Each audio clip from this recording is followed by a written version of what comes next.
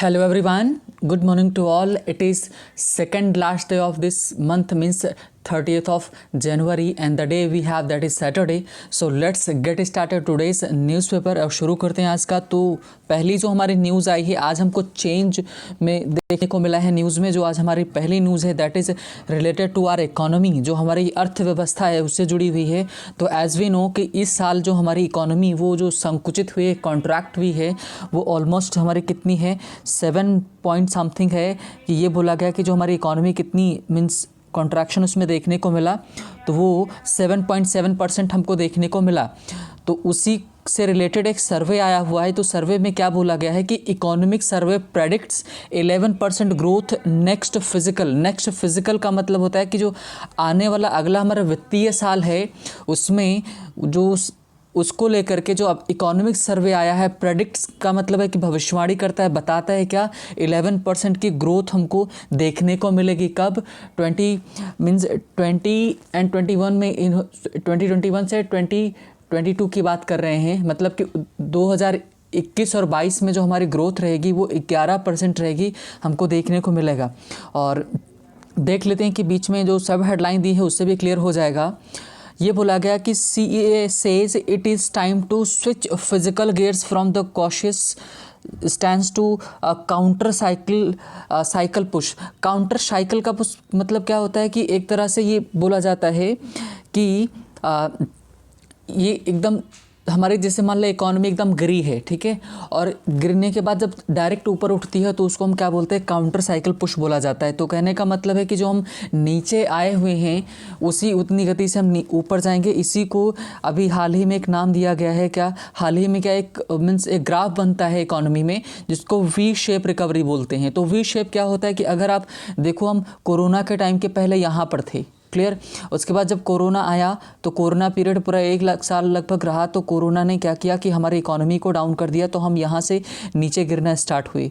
और जब नीचे आए तो फिर अब क्या है कि हमारी इकोनॉमी क्या तेज़ी से फिर जितनी स्पीड से नीचे आई थी उसी स्पीड से फिर ऊपर जाएगी। तो हमारा एक कौन सा ग्राफ बना, वी शेप का ग्राफ बना। तो इकोनॉमी में कि जहाँ तक मुझे समझ में आता है कि जो वी शेप ग्राफ होता है उसमें क्या होता है, हम नीचे जाने के बाद उतनी ही गति से क्या होते हैं कि तेज़ी से रिकवर करते हैं। तो उसको वी शेप जो रिकवरी होती है उसको बोला जाता है। तो जो हमारी इस साल जो रही है कि 7.7% का जो कॉन्ट्रैक्शन हुआ है, लेकिन अगले जो हमारा इकोनॉमिक सर्वे जो हमारा इस वाला है ये बता रहा है कि 2020-21 में, है ना, कि जिसको हम लॉकडाउन की वजह से प्रॉब्लम क्रिएट हुई है, तो अब हमको अगले जो हमारा वित्तीय वर्ष रहेगा उसमें हमको 11% की क्या मीन्स जो ग्रोथ है वो देखने को मिलेगी। Rapid vaccine roll out can boost ailing services sectors इस पर कंजम्पशन एंड इन्वेस्टमेंट। कहने का मतलब है कि जो ये वैक्सीन की वजह से चीज़ें और पॉजिटिव मीन्स हो सकती हैं, इन्वेस्टमेंट हमको देखने को मिलेगा। नेक्स्ट हमारी है कि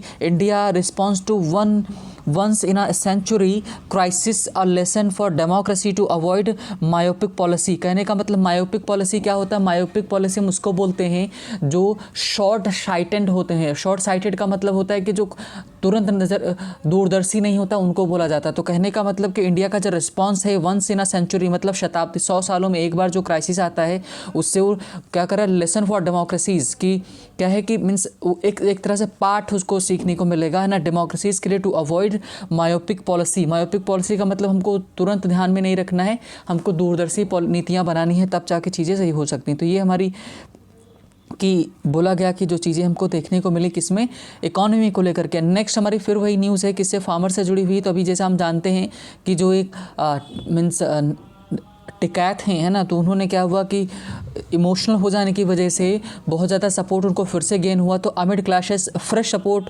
पोर्स इन फॉर फार्मर्स। कहने का मतलब कि जो अभी जैसे ही वायलेंस हुआ तो बहुत सारे जो क्या नाम है हमारे जो एजिटेशन फार्म ग्रुप्स थे वो अपना सपोर्ट वापस ले रहे थे। तो उसके बाद से फिर से फ्रेश सपोर्ट मिला है किसको, फार्मर्स को देखने को मिला। पोर्स का मतलब होता है कि वैसे तो पोर्स का मतलब होता है कि पानी वगैरह या जो हम क्या करते हैं उड़ेलते हैं तो उसको पोर आता है, लेकिन यहाँ पर पोर का मतलब है कि सपोर्ट मिलना, बाहर निकल कर आना। तो अमिड क्लैश के बीच में हमको फिर से देखने को मिला। नेक्स्ट देखते हैं, नेक्स्ट में क्या बोला गया कि high court orders production for same sex couple in UP, कि same sex couple in UP का मतलब क्या है कि जो होमोसेक्सुअलिटी होती है उसकी बात करें, हाई कोर्ट ने ऑर्डर दिया है कि प्रोटेक्शन मिले, सुरक्षा मिले किसको, same sex couple in UP की। ये बोला गया है कि ताकि प्रॉब्लम क्रिएट ना हो, है ना। तो जैसा हम जानते हैं कि जो हमारा LGBT है, LGBT मीन जो हमारा कि है उसके चलते ये बोला गया। नेक्स्ट है कि गवर्नमेंट टू अबाइड बाय का मतलब होता है कि मानना, कि फॉलो करना। तो ये कह रहे हैं कि जो हमारे प्रेसिडेंट साहब हैं वो कह रहे हैं कि government to abide by supreme court order on form laws के ऊपर सुप्रीम कोर्ट के ही ऑर्डर मानेगी सरकार, ऐसा इन्होंने बोला है। कौन, हमारे जो प्रेसिडेंट साहब हैं इन्होंने। President condemns red day violence, और जो प्रेसिडेंट साहब हैं ये क्या करें, इन्होंने भर्त्सना की है, मीन्स एक तिरस्कार किया है, आलोचना की है किसकी, जो रिपब्लिक डे पर वायलेंस हुआ उसको लेकर के। और जो नेक्स्ट हमारी न्यूज़ है वो ये है कि blast in Delhi, India reaches out to Israel, कि ब्लास्ट इन दिल्ली, क्या हुआ, क्या है कि दिल्ली में ब्लास्ट हुआ किसके कर, जो हमारा एम्बेसी है, नॉट हमारी एम्बेसी, मतलब जो इज़राइल वाली जो एम्बेसी थी, जो बहुत ही जो सेफ़ जोन था, वहाँ पर क्या हुआ, ब्लास्ट हुआ है ना, फ्राइडे को। तो उसी को लेकर के बोला गया कि ब्लास्ट इन दिल्ली। और ब्लास्ट किस में किया गया था, जो सॉफ्ट ड्रिंक का बोतल होता है उसमें किया गया था। तो India reaches out to Israel, और दोनों वहाँ के जो डिप्लोमेट्स हैं दोनों के बीच में बातचीत हुई है। और किस रोड पर हुआ, APJ अब्दुल कलाम रोड के, वो जो दिल्ली में हुआ है वहाँ पर ही हुआ है ना। जो हाई सिक्योरिटी होने के बाद जो हुई है, कंट्री जो एम्बेसी है on high security APJ Abdul Kalam road in Delhi, वहाँ पर ये हमको देखने को मिला। तो दोनों के जो डिप्लोमेट्स हैं बातचीत हुई है। और नेक्स्ट हमारी जो न्यूज़ है, बोला जा रहा है कि class 9 and 11 student back in school from February 5 फरवरी से फिर से वो स्कूल में जा सकते हैं, ऐसा बोला गया है। और जो jokes need no defence, stand up comedian tell supreme court. अब ये स्टैंड अप कॉमेडियन जो है कुणाल कामरा, ये है ना कि अब क्या बोलें, इनको क्या बोला जाए, कि ये सब कुछ अपने हिसाब से चलाना चाहते हैं। तो इन्होंने देखो, कोर्ट ने इनको क्या जो नोटिस भेजा था तो उसका उन्होंने जवाब भी दिया हुआ है कि जोक्स नीड नो डिफेंस, मतलब जो जोक्स है ना उनको कोई डिफेंस की ज़रूरत नहीं है। उसको लेकर के हम कोई कहने का मतलब है कि डिफेंस का मतलब हम उसमें सफाई वगैरह दें, ऐसा कोई ज़रूरत नहीं है। Stand up comedian tell supreme court इन्होंने बताया है। कहने का मतलब है कि आप कुछ भी करो, किसी इन्होंने क्या क्या मजाक उड़ाया था किसका, सुप्रीम कोर्ट का चलते, इसी वजह से इनको नोटिस भेजा गया था, है ना। तो कहने का मतलब आप जोक करते हैं, स्टैंड अप कॉमेडियन है, लेकिन आपकी भी कुछ गरिमाएं हैं, आपको मेंटेन करना पड़ेगा, है ना। आप सबके ऊपर मजाक नहीं बना सकते। तो अब उसके बाद में ये जो ऐसे ही लोग क्या करते हैं, इन तरह के जो स्टैंड अप कॉमेडियन होते हैं वर्ड इस्तेमाल करते हैं कि इंडिया जो है इंटॉलरेंट हो रहा है ना, कि जो असहिष्णु बन रहा है, कि बर्दाश्त नहीं कर पा रहा है, कि आप एक कॉन्स्टिट्यूशन है, उसकी जो बॉडी है, हाईएस्ट बॉडी कह सकते हो, जिसको जो लेजिस्लेचर और एग्जीक्यूटिव के ऊपर रूल करती है, आप उसका मजाक बना रहे हो, तो ये अच्छा नहीं है ना। तो government titans oversight on funds received by NGOs, जो नॉन गवर्नमेंटल ऑर्गेनाइजेशंस होते हैं, NGOs होते हैं, सरकार ने क्या किया, टाइटन की सिक्योरिटी अपनी उसके ऊपर नज़र रखेगी, है ना। जो पैसा आता है NGOs के थ्रू बाहर से। अब new guidelines to banks on FCRA rules. FCRA क्या होता है, FCRA बोला जाता है the foreign contribution regulation act 1976 में किया गया था, जिसका मतलब ये होता है कि जो फॉरेन से पैसा आता है, पैसा भेजा जाता है जो NGOs में आता है, उसके ऊपर नज़र रखी जाएगी, ये बोला गया है। तो अब चलते हैं, हमारा जो एज यूजुअल एडिटोरियल होता है उसकी तरफ हम चलेंगे, देखेंगे आज हमको क्या देखने को मिला है ना। तो एडिटोरियल जो आज हमने लिया है, काफ़ी कहने का मतलब है कि इकोनॉमी के ऊपर लिखा गया है, और इस वजह से मैंने चुना क्योंकि इसको जो लिखने वाले हैं हमारे जो द फॉर्मर प्राइम मिनिस्टर रह चुके हैं, है ना, 2 टर्म के लिए। अब नाम समझ गए होंगे कि जब हम किसकी बात करें, आपको पिक्चर में भी दिख रहा है कि डॉक्टर मनमोहन सिंह हैं, है ना, और P चिदम्बरम जो हमारे कई फॉर्मर जो रहे हैं वित्त मंत्री, जो कांग्रेस के टाइम पर दोनों लोग रहे हैं, दोनों कांग्रेस के हैं। तो किसने इसको लिखा है कि मनमोहन सिंह एंड P चिदम्बरम, और क्या है, प्रवीण चक्रवर्ती, इन्होंने लिखा हुआ है इस आर्टिकल को। तो इकोनॉमी के ऊपर लिखा गया है। तो सिंपल है कि मीन्स क्यों लिखा गया, क्योंकि बजट सेशन तो स्टार्ट ही होने वाला है, और 1 फरवरी को बजट पेश किया जाएगा, तो उसको लेकर के लिखा गया है ना। तो जो लाइन हमको दिख रही वो ये बोला जा रहा है कि अब budget blueprint for difficult times, मतलब ये बोलें कि जो कोरोना टाइम है, इसमें जो हमारे लिए बहुत ही मुश्किल वाले हालात हैं, तो उसको बोला गया कि अब budget blueprint for difficult times. जो ब्लूप्रिंट क्या होता है, जो खाका होता है, स्ट्रक्चर होता है, ढांचा है है ना, कि जो अब बजट ब्लूप्रिंट मतलब कि जो बजट का उसका ब्लूप्रिंट कैसा, ढांचा स्ट्रक्चर कैसा रहेगा फॉर डिफ़िकल्ट टाइम्स, जो मीन्स डिफ़िकल्ट टाइम्स मतलब जो कोरोना पीरियड चल रहा है हमारा, है ना, कि जो कठिन हमारे लिए समय है, इस समय की बात करें कि कैसा होना चाहिए, उसके ऊपर इन्होंने कि क्या किया है, सजेशंस अपने रखे हुए हैं। और साथ ही में बोला है कि पॉइंट आउट किया कि सरकार और चीज़ों को कैसे सही कर सकती थी, है ना, और कि आगे क्या क्या करना चाहिए, थोड़ा सजेशंस वगैरह दिए गए हैं। तो चलिए पढ़ना स्टार्ट करते हैं। पहले हेडलाइन, सब हेडलाइन देख लेते हैं, उसके बाद हम चलेंगे। तो बोला गया कि अलार्मिंग इनइक्वालिटी, यहाँ से हम स्टार्ट कर रहे हैं, है ना, कि अलार्मिंग, ये जो हेडलाइन है हम इसकी बात कर रहे हैं। तो जो अलार्मिंग बोला गया कि अलार्मिंग इनइक्वालिटी, कहने का मतलब जो चिंता, चेतावनी वाली, है ना, कि जो इनइक्वालिटी है, जो असमानता है, और कॉमा लगा कर बोला गया कि फेलिंग हेल्थ केयर, कि जो स्वास्थ्य को लेकर के जो चीज़ें हैं उनमें असफलता जो हमको देखने को मिल रही है। बॉर्डर टेंशंस, जो बॉर्डर हैं, है ना, वहाँ पर जो प्रॉब्लम क्रिएट हो रही है, इन्होंने किसकी तरफ, लाइन ऑफ एक्चुअल कंट्रोल, यानी कि चाइना और इंडिया के जो बॉर्डर टेंशन चल रहा है उसको लेकर के उन्होंने बोला कि लूम का मतलब क्या होता है कि एक तरह से बढ़ना, संकट मंडराना, है ना, कि लूम लार्ज, कि संकट, बहुत ज़्यादा संकट बढ़ रहा है। And the economic situation needs full attention, जो इकोनॉमिक सिचुएशन है, आर्थिक जो हमारी स्थिति है, ज़रूरत है कि फुल अटेंशन दिया जाए। जिन्होंने कॉमा लगाकर इतनी सारी चीज़ें बोली हैं, कौन कौन सी, कि पहले इन्होंने बोला कि जो असमानता बढ़ रही है उसको, स्वास्थ्य को लेकर के, और जो बॉर्डर टेंशन बढ़ रहा है, और साथ ही में जो इकोनॉमिक टेंशन है, अर्थव्यवस्था को लेकर के है, इनको फुल अटेंशन चाहिए, हम इनके ऊपर पूरा ध्यान दें, तभी चीज़ें सही हो सकती हैं, ये बोला गया। अब पढ़ते हैं कि पढ़ने के बाद हमको पता चलेगा कि क्या क्या इसमें होने वाला है ना। तो चलिए स्टार्ट करते हैं आज का एडिटोरियल। तो जो पहली हमारी जो लाइन है वो हमको यही बता रही है कि as the country prepares to enter a new financial year after an ominous and gloomy 2020 and 2021, there are great expectations about green shoots, the shape of the economic recovery, है ना। तो यहाँ तक इन्होंने बोला है। तो as the country prepares to enter a new financial year after an ominous and gloomy, तो ominous का मतलब होता है अशुभ, है ना, जो खराब हो, एंड ग्लूमी, अंधकार में। तो जैसे ही हमारे कंट्री क्या प्रिपेयर कर रही है अपने आप को कि एक नए वित्तीय साल में प्रवेश करने वाली है ना, कहने का मतलब 1 फरवरी को जो बजट हमारा आ रहा है उसको, तो जैसे ही बजट आएगा तो अगला साल हमारा वित्तीय वर्ष शुरू हो जाएगा। और किसके बाद, ऑमिनस, बहुत ही खराब, अशुभ, अंधकार में जो हमारा 2020-21 रहा उसको। और देयर आर ग्रेट एक्सपेक्टेशंस, बहुत ही बड़ी आशाएं हैं, किसको लेकर, अबाउट ग्रीन शॉट्स, मतलब जो कोरोना वैक्सीन है उसको लेकर के। And the shape of the economic recovery, कि जो हमारी इकोनॉमिक रिकवरी है, जो आर्थिक मीन्स रिकवरी है, उसको लेकर हमारी बहुत ही बड़ी आशाएं हैं कि चीज़ें सही होने वाली हैं। इन्होंने पहली लाइन में ये बोला।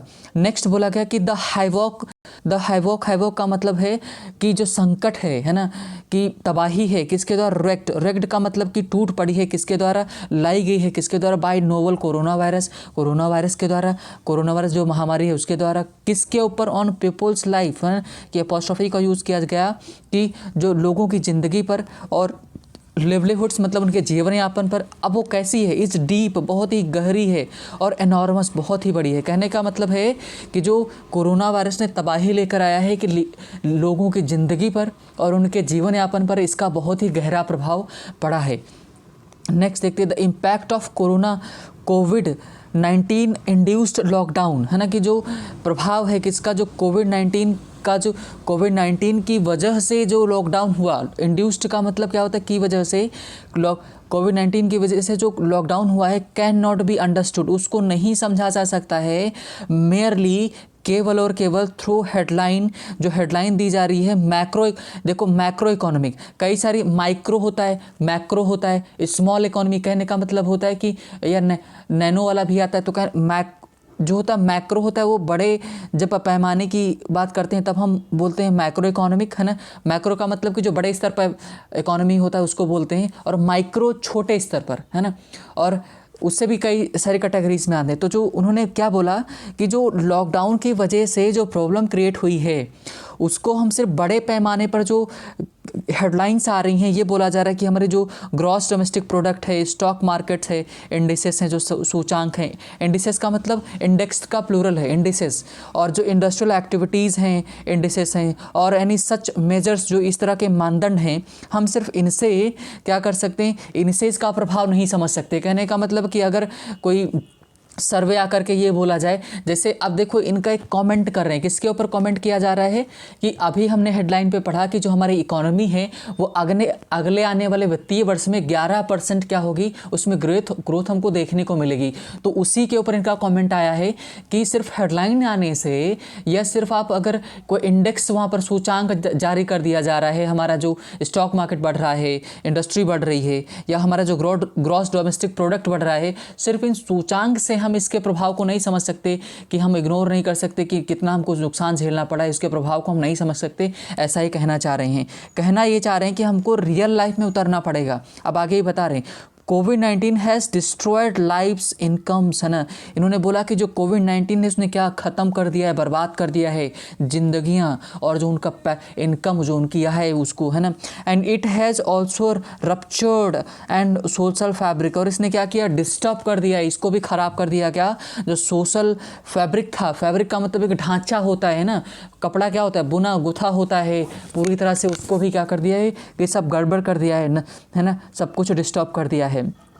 इट हैज़ एक्सरबेटेड का मतलब बदतर कर देना और खराब कर देना। It has exacerbated inequalities between the haves का मतलब जिनके पास चीज़ें हैं, एंड द हैव्स नॉट्स, जिनके पास चीज़ें नहीं हैं।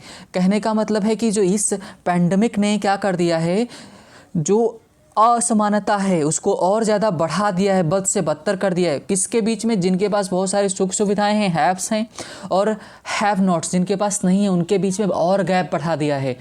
कि इन्होंने बोला, ये इसलिए बोल रहे हैं क्योंकि अभी हाल ही में हमने एडिटोरियल पढ़ा था, तो उसमें हमको पता चला था, उसमें ये बोला गया था कि जो ये 10 महीने रहे हैं, 12 महीने रहे हैं, इसमें जितने जो बड़े मीन्स कॉरपोरेशंस वगैरह हैं, बड़ी बड़ी संस्थाएं हैं, जिन्होंने पैसा अपना खोया था, सभी ने रिकवर कर लिया है। तो उसको उन्होंने बोला है कि ये गैप और बढ़ गया है, जो गरीब स्तर है उसको और नीचे चला गया है, जिनके पास पैसा था उन्होंने अपने आप को मेंटेन कर लिया है, ये कहना चाह रहे हैं। और साथ ही में इन्होंने ये बोला कि which can turn into permanent scar, और ये जो अंतर है ना, ये क्या कर सकता है, हमेशा के लिए क्या, एक दाग के रूप में बना देगा। कहने का मतलब हमेशा के लिए गैप बन जाएगा। इफ़ नॉट रेमेडिएट अर्जेंटली, रेमेडी होता है, इन्होंने वर्ब की तरह इस्तेमाल किया कि अगर इसको तुरंत सॉल्व नहीं किया गया तो ये क्या कर देगा कि अर्जेंटली में अगर इसको सॉल्व नहीं किया गया तो एक दाग बन जाएगा, एक खाई बन जाएगी, दोनों जो जिनके पास चीज़ें हैं, सुख सुविधाएं हैं, उनके बीच में, और जिनके पास नहीं है उनके बीच में, है ना, ये कहना चाह रहे हैं। नेक्स्ट हमारा है कि it is in this context, और ये किसके संदर्भ में है, दैट वी मस्ट असेस, हमको जरूर असेस करने की ज़रूरत है। असेस का मतलब जांच करने की ज़रूरत है, that the current state of economy, जो हमारी वर्तमान स्थिति है अर्थव्यवस्था की, और क्या इवेलुएट, हम उसको क्या करें, आंकें मापें, क्या फर्दर एक्शन, जो हमारे आगे आने वाले काम हैं उनको, फॉर द इमीडिएट फ्यूचर के, जो हमको तुरंत फ्यूचर में जो काम लेने हैं, हम उनको आंकें, हमको कैसे करना है, चीज़ें कैसे संवारनी है, जिससे जो गैप है दोनों के बीच में, जो एक डाउन ट्रोडन लोग हैं, जो बिछड़े हुए लोग हैं, है ना, जो हाशिए में रहने वाले लोग हैं उनका, और जो बड़े स्तर पर लोग हैं उनके बीच में गैप को कैसे हम गैप को कैसे कम कर सकें, कैसे हम चीज़ों को सही कर सकें, ये कहना चाह रहे हैं।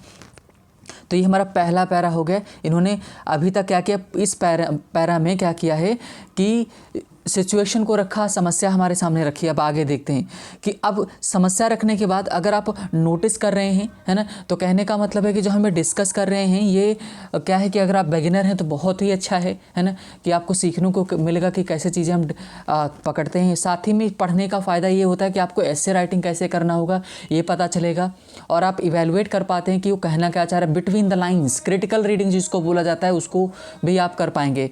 तो इन्होंने क्या किया, आपके पहले पैरा में इन्होंने प्रॉब्लम रखी और उसके कारण बताया कि कहाँ पर कैसे प्रॉब्लम क्रिएट हो सकती है। अब ये बताना चाह रहा कि सरकार चाहती तो कर सकती थी, कि इन्होंने क्या बोला, मिस्ड अपॉर्चुनिटीज़, कि इन्होंने क्या किया, मौके मिस कर दिए, इसको ये बोलना चाह रहे हैं ना। द सडन ऑनस्लॉट, है ना, ऑनस्लॉट का मतलब अटैक होता है, जो कहने का मतलब जो प्रॉब्लम क्रिएट हुई एंड रैपिड स्प्रेड, और बहुत तेज़ी से जो कोरोना वायरस फैला है, हैव डिवास्टेटेड मोस्ट नेशंस, बहुत ही ज़्यादातर नेशंस को क्या कर दिया है कि डिवास्टेटेड मतलब झकझोर दिया है ना, कहर बरपा दिया है उनके ऊपर, कि ये कहना चाह रहे हैं। येट फिर भी we believe India could have done better, कि फिर भी हम विश्वास कहना चाह रहे हैं कि हाँ, ये मानते हैं कि कोरोना वायरस ने क्या किया, इस पैंडमिक ने क्या कर दिया कि पूरी दुनिया को, बड़े बड़े नेशंस को झकझोर दिया है, बड़ी बड़ी इकोनॉमी को ध्वस्त कर दिया है। लेकिन हम अभी भी मानते हैं, राइटर ये जो 3 लोगों ने लिखा ये कह रहे हैं कि हम अभी भी मानते हैं कि we believe India could have done better, कि इंडिया और अच्छा कर सकता था, है ना। कि मतलब कहने का मतलब ये जो वर्तमान में स्थिति है सरकार ने की, उनसे संतुष्ट नहीं है।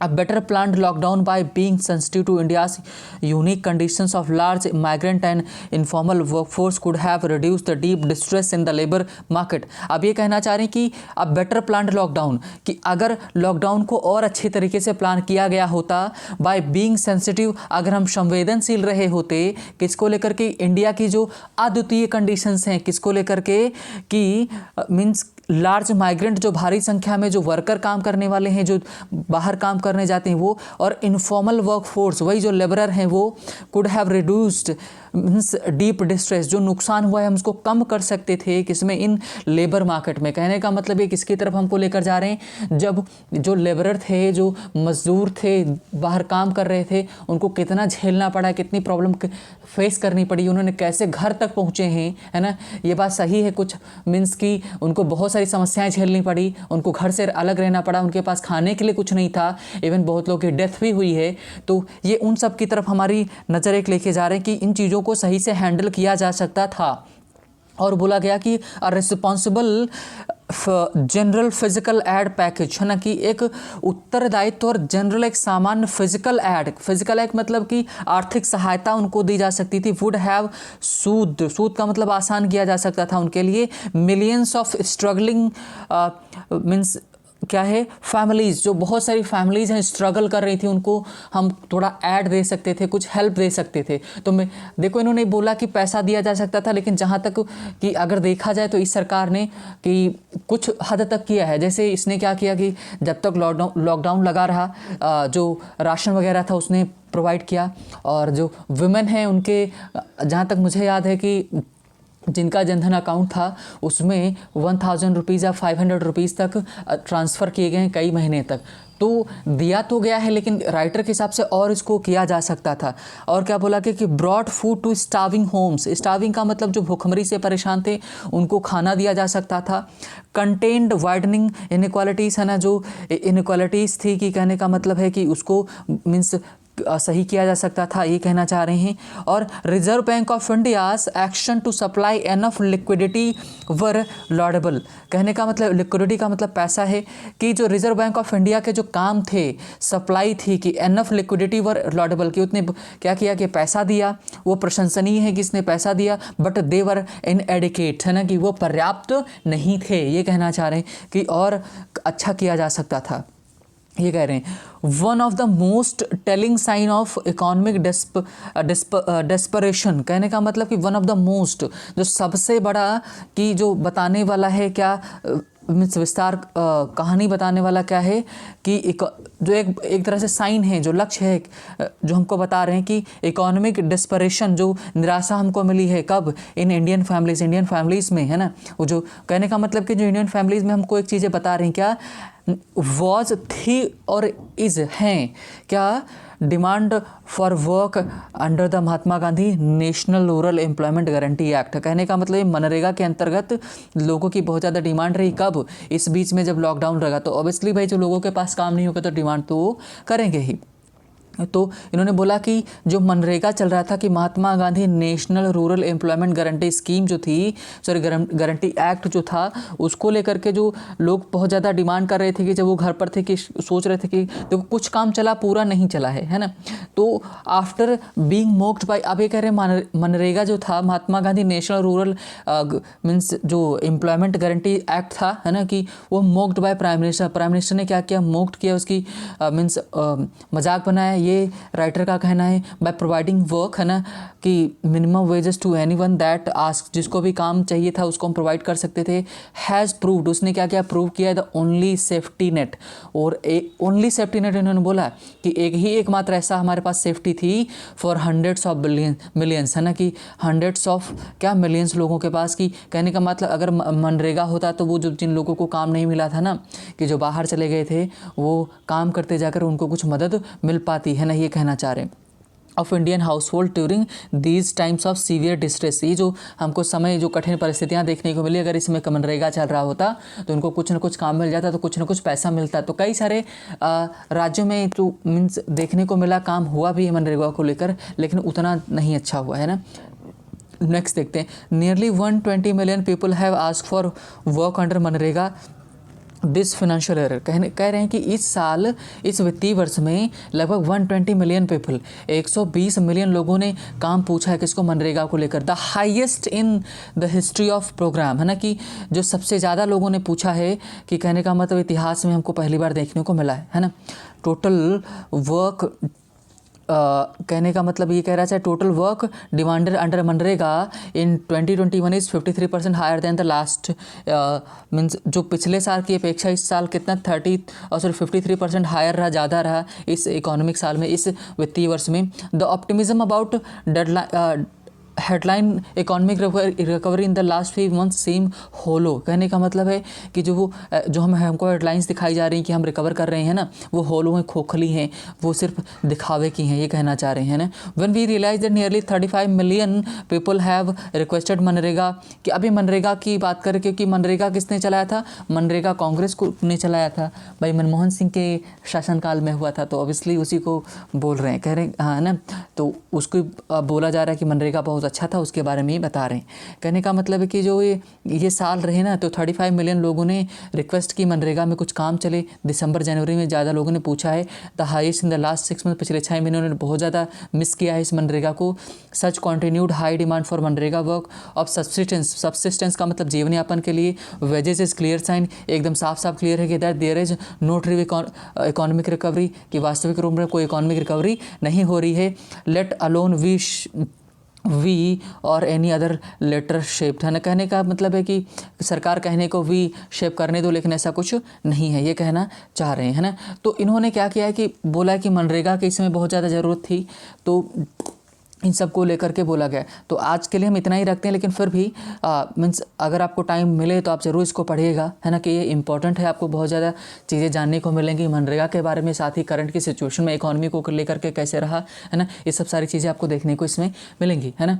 तो कहने का मतलब मैंने जो पूरा पढ़ा, तो इसको यही मुझे लगा पढ़ने के बाद में कि ये कहना चाह रहे हैं, या फिर हम कल लेट्स सी के नेक्स्ट देखते हैं कि हम इसके बारे में, कि कल भी थोड़ा सा हम कंटिन्यू करेंगे, कि अगर चीज़ें सब कुछ सही रहा तो हम इसी को थोड़ा सा और कंटिन्यू करेंगे, पूरा कंप्लीट किया जाएगा, ताकि पूरा आपको जानने को मिल जाए। फिर भी आपको बता देता हूँ कि इसके अंदर क्या रहा, कि ये पूरा ये कहना चाह रहे हैं कि जो इसमें बताया गया, पहले उन्होंने गवर्नमेंट को लेकर के बोला, फिर वो क्या सही कर सकता था क्या नहीं, ये तो हमने पढ़ा ही, साथ में उन्होंने मनरेगा और आगे फिर जॉब को लेकर के, है ना, कि चीज़ें कैसी हो सकती थी और बेहतर कैसे चीज़ों को बनाया जा सकता था। तो जिन्होंने सरकार ने, पिछली जो सरकार ने किया, उन चीज़ों को उन्होंने काफ़ी मेंशन किया है, कि अगर मनरेगा वगैरह होता तो और भी चीज़ें सही की जा सकती थी, जो माइग्रेंट लेबरर वगैरह थे इन सबको और चीज़ें सही की जा सकती थी। और क्या बोला उन्होंने, कि जो हेडलाइंस वगैरह हमको जो दिखती हैं, दिखाई जाती हैं, वो सिर्फ होलो हैं, है ना, कि ग्राउंड लेवल पर उतना अच्छा काम नहीं कर रही हैं। कहने का मतलब जो करंट गवर्नमेंट है, इनकम्बेंट गवर्नमेंट है, इसकी उन्होंने आलोचना की है, और बोला है कि साथ ही में सजेशंस वगैरह दिए हैं कि नया जो बजट हमारा आने वाला है उसमें चीज़ें कैसी हो सकती हैं, है ना। तो आज के लिए फिर इतना ही, मिलते हैं next day. So thank you for watching the video and yes.